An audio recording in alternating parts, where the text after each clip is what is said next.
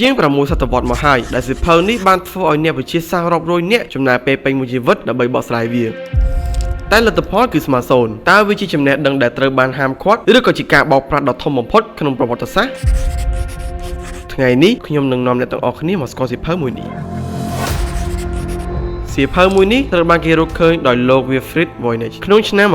1912វាមាន240ទំព័រដែលពោរពេញទៅដោយគំនូរចម្លែកដូចជាការពិសោធន៍វិទ្យាសាស្ត្របុរាណឬគំនូររុក្ខជាតិរាប់រយប្រភេទនៅក្នុងសៀវភៅមួយនេះតាំងការពិនិត្យគឺគ្មានរុក្ខជាតិណាមួយដែលមានរូបរាងបែបនេះនៅលើផែនដីយើងឡើយតើអ្នកសរសេររូបនេះគេមើលឃើញរុក្ខជាតិទាំងនេះមកពីណាអ្វីដែលកាន់តែភ្ញាក់ផ្អើលក្នុងសៀវភៅមួយនេះក៏មានផ្នែកមួយបង្ហាញពីស្ត្រីជាច្រើនអ្នកកំពុងងូតទឹកក្នុងអាងដែលមានបំពង់តភ្ជាប់គ្នាខ្វាត់ខ្វាយមើលទៅដូចជាសរីរាង្គមនុស្សឬគ្រឿងចក្រម្យ៉ាងអ្នកខ្លះជឿថាវាគឺជាមេរៀនអំពីឱសថបុរាណប៉ុន្តែអ្នកខ្លះទៀតគេថាគឺជាការពិសោធន៍បង្កើតជីវិតថ្មីថែមទាំងអក្សរដែលសរសេរនៅក្នុងនោះមិនដូចជាភាសាណាមួយដែលមាននៅលើលោកឡើយសូម្បីតែអ្នកបំបែកកូដសម្ងាត់ពីសង្គ្រាមលើកទី2ក៏ចោទចាញ់នឹងសៀវភៅមួយនេះដែរអ្នកខ្លះជឿថាវាគឺជាសៀវភៅវេទមន្តដែលបាត់បង់ឬក៏វាគ្រាន់តែជាការបោកប្រាស់ដ៏ធំបំផុតក្នុងប្រវត្តិសាស្ត្រនៅណាក៏មិនទាន់ដឹងសម្រាប់បច្ចុប្បន្នសៀវភៅមួយនេះត្រូវបានរក្សាទុកយ៉ាងតឹងរ៉ឹងបំផុតតើបងប្អូនគិតថាថ្ងៃណាមួយយើងនឹងអាចបកស្រាយវាដែរឬទេឬក៏វាគួរតែបន្តអាថ៌កំបាំងបែបនេះរហូតទៅ